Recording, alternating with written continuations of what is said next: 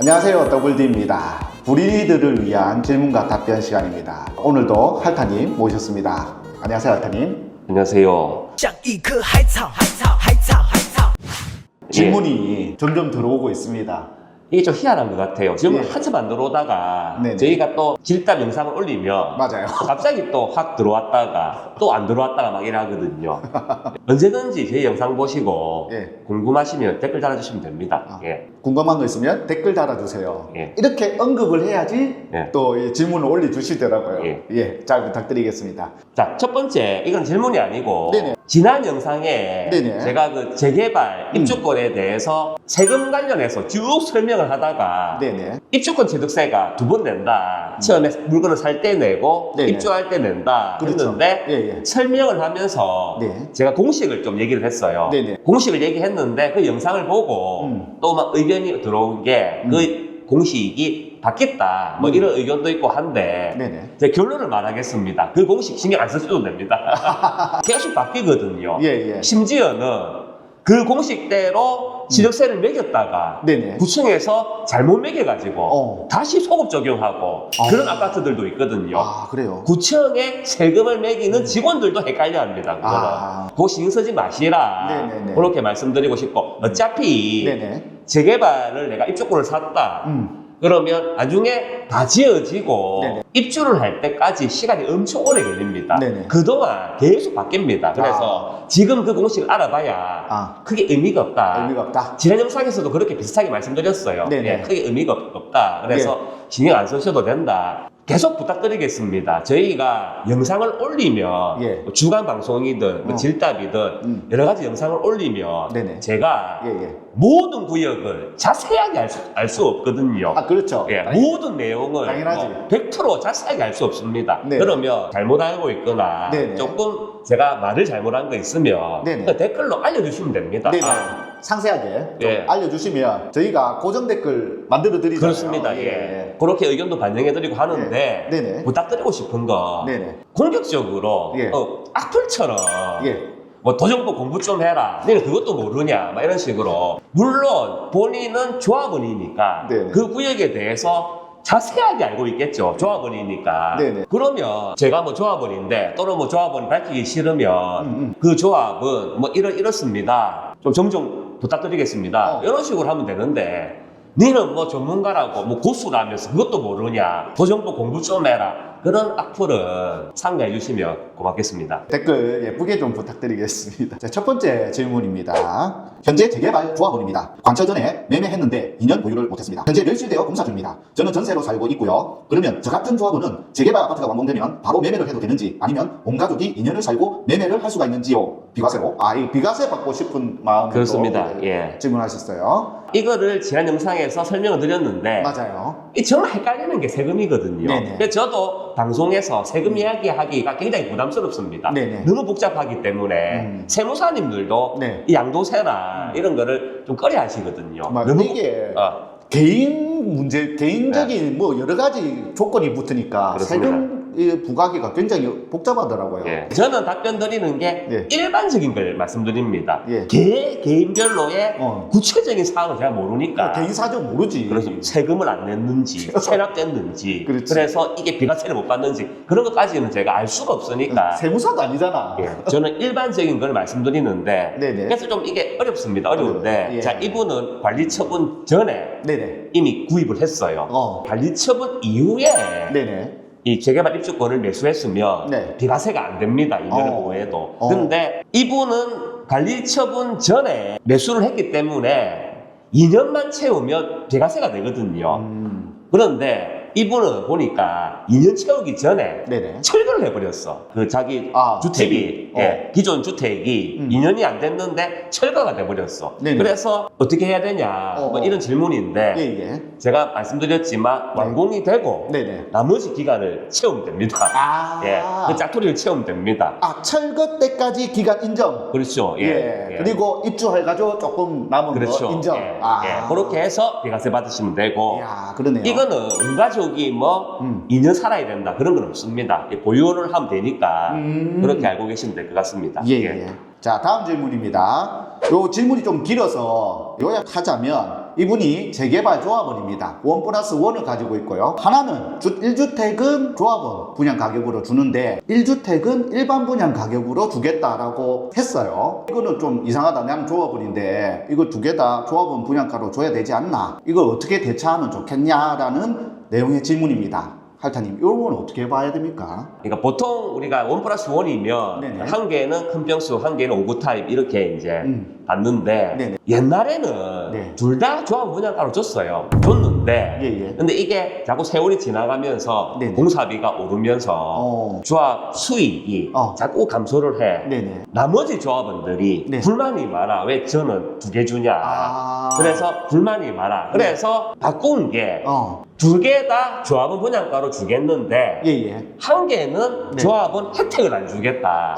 그런 식으로 많이 했거든요. 예. 그러니까 우리가 보통 조합원이면 에어컨도 다 넣어주고 옵션 그렇지. 다 넣어주고 뭐 여러 가지 혜택들이 있잖아요. 맞아요. 한 개만 그런 혜택을 주고 나머지는 그냥 깡통을 주겠다. 일반 분양처럼. 예. 그동안 그렇게 많이 했습니다. 예. 그렇게 했는데 우리 이번에 뭐 온천 레미안 포레스티지 거기서도 우리가 1+1 그 조합원을 만났는데 네. 그분이 또 한 개는 옵션이 안 들어가 있다. 그게 그거였구나. 예, 그렇게 말씀하셨지 않습니까? 네네네. 그래서 그렇게 했는데 네네. 요즘은 더 수익이 안 나니까 공사비가 더 많이 오르니까 네네네. 조합 정관으로 네. 아예 한 개는 일반 분양가로 주겠다. 그거를 조합 정관에 명시를 해버리거든요.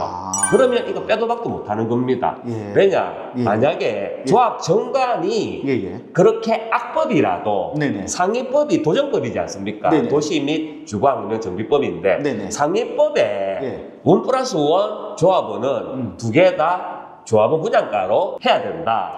그게 법에 명시가 돼 있으면 정관하고 도정법하고 상충되잖아요. 네네. 그러면 법을 따라야 되지 않습니까? 그렇죠. 도정법 따라야지. 그렇죠. 근데 정관은 그냥 조합원들끼리 네네. 땅땅땅해서 만들 수 있기 때문에 네네. 이게 엄청난 악법일 수도 있지 않습니까? 네네네. 그러면 법이 있으니까 네네. 법의 가이드라인에 맞춰서 해야 되는데 네. 도정법에 기준이 없습니다. 없구나. 이거를 무조건 조합원 분양가로 줘야 된다. 그런 기준이 없어요. 그래서 정관을 따를 수밖에 없습니다. 그래서 이분은 네네. 그게 사실 좀 불만이지.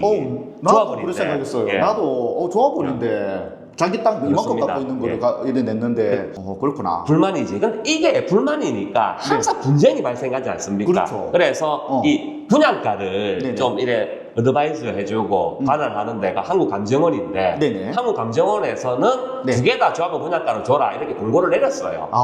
이렇게 그렇구나. 해라 했는데 조합에서 정관으로 이렇게 명시해버리면 네네. 사실 그 방법이 없습니다. 그래서 이분이 무슨 방법이 있을까요? 하는데 예. 참 제 일개 유튜버로서 잘 면목이 없습니다. 방법을 제가 찾아드리지 못하겠습니다. 왜냐하면 그 네. 정관이라는 게 조합의 법입니다.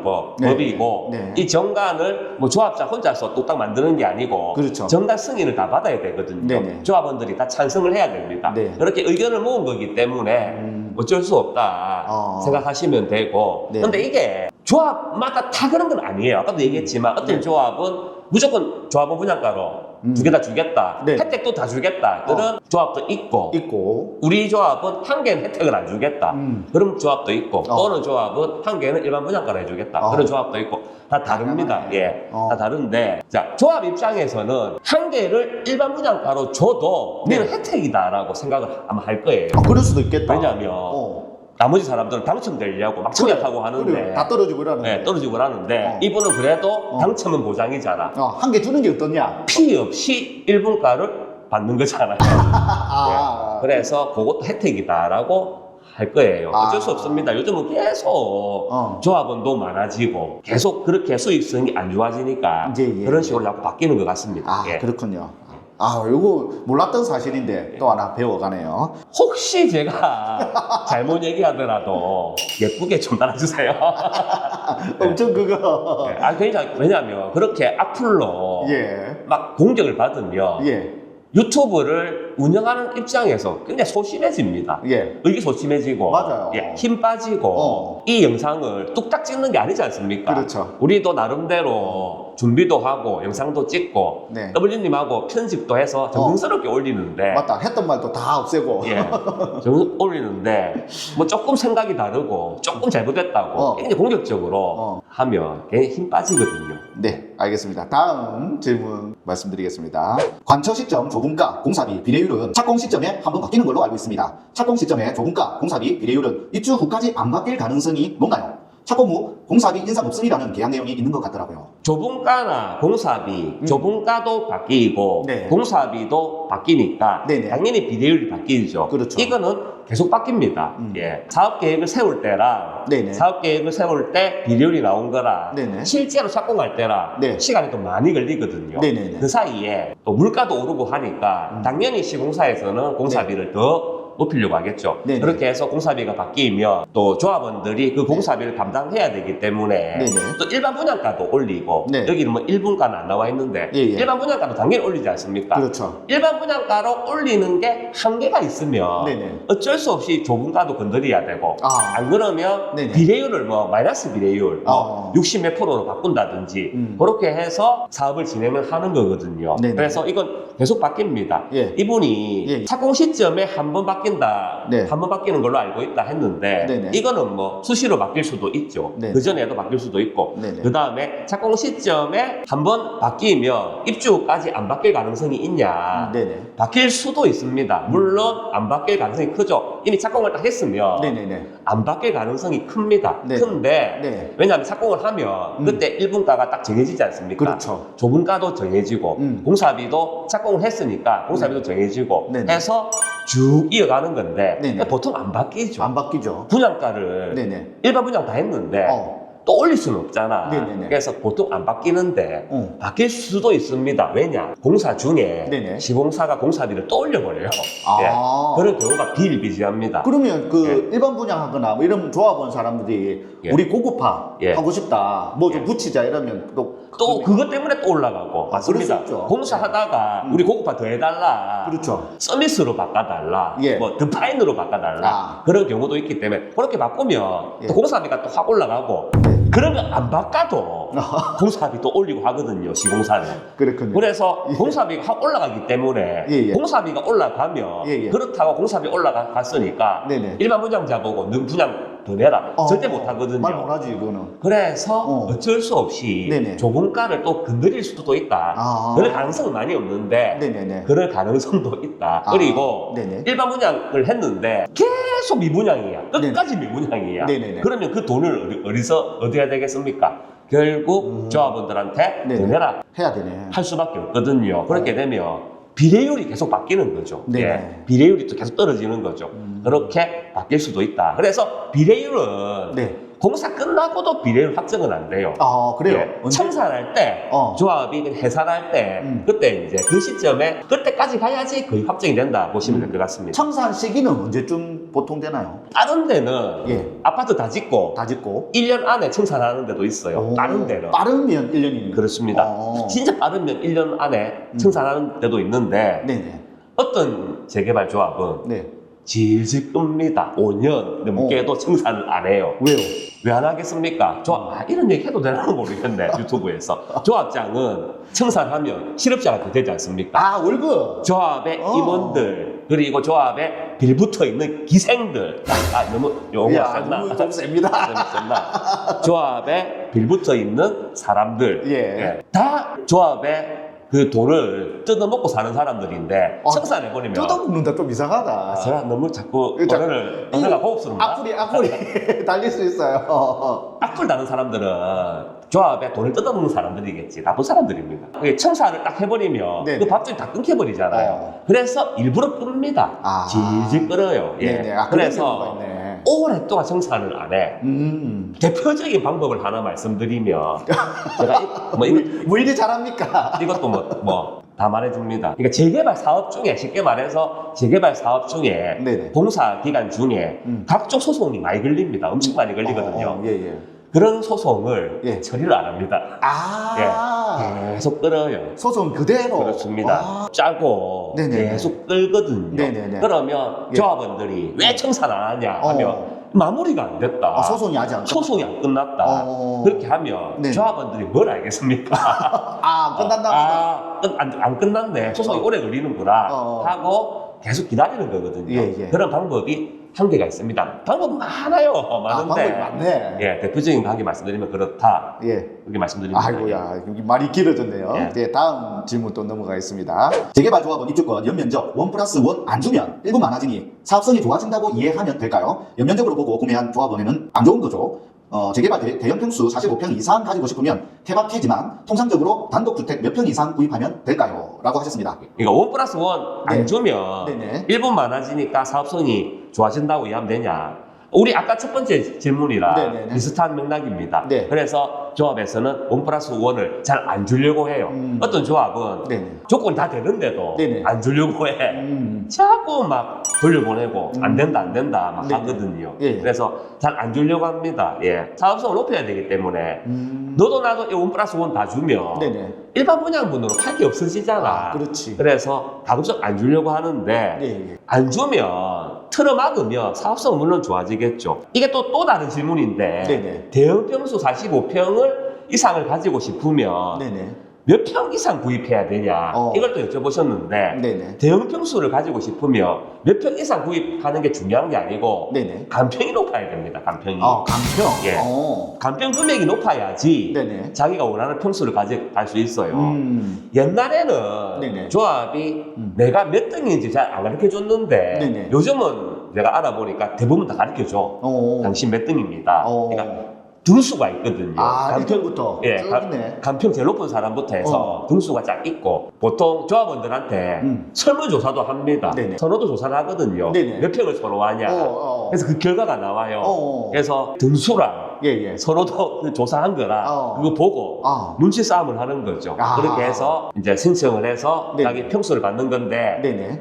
내가 뭐 큰 평수 가고 싶다, 내가 좋은 평수 가고 싶다 그러면 순위가 높아야 되겠죠. 그렇죠. 간평이 높아야 됩니다. 면적은 주택 면적은 1+1 기준이고 네네. 평수 이거는 네. 원하는 평수는 간평 기준이다 보시면 될 것 같습니다. 예, 알겠습니다. 다음 질문입니다. 재개발 예정지 쪼개기가 시청 사타 신청 전에 가능한 것으로 바뀔 거라고 하셨는데 그럼 기존에 구청에 사타 신청된 것도 적용이 되는 건가요? 소급되는가? 광안 9구역에 해야 할 곳이 있어서요. 예. 광안 19구역이 광안 9구역으로 그렇습니다. 예. 광안 9구역이 작년 12월 달에 살짝 접수를 했죠. 예. 접수를 했습니다. 네네. 그래서 여기는 걱정 안 하셔도 됩니다. 예. 법이라는 게 네네. 원래 이제 소급 적용을 하면 안 되는 거거든요.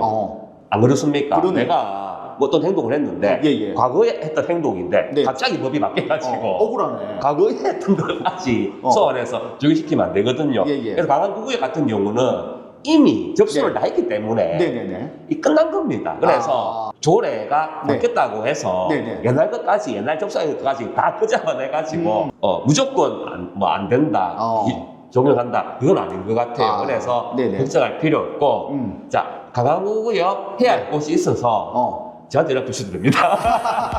자, 여기까지 저희가 질문과 답변, 오늘 풍성한 내용, 그리고 저도 많이 얻어가는 그런 내용이 아니었나 싶네요. 항상 질문이 있으면 어느 영상이든 괜찮습니다. 댓글로 남겨주시면 저희가 발췌해가지고 소개해드리도록 하겠습니다. 그리고 이 코너 항상 우리가 심폐소생술을 하고 있습니다. 예. 이제는 충분히 살린 것 같아요. 충분히 살았나? 예. 예. 여러분들 덕분에 이 코너 계속 유지하고 있습니다. 조회수가 작아도 저희는 항상 유지할 것을 말씀드리겠습니다. 재개발, 부동산 고민이 있으시면 주저 마시고 위에 있는 전화번호로 연락 주시면 할타님과 대면 상담 가능합니다. 무료 상담입니다. 언제든지 연락 주시면 되겠습니다. 그리고 9월 21일과 22일 토요일, 일요일 강의를 하는데요. 토요일은 접수가 마감됐고 22일 일요일은 지금 현재 5좌석이 남아 있습니다. 자세한 내용은 그 영상 링크 요 위에 올렸습니다. 자, 그러면 건강하시고요. 저희는 다음 또 질문과 답변 시간에 뵙겠습니다. 건강하십시오. 안녕.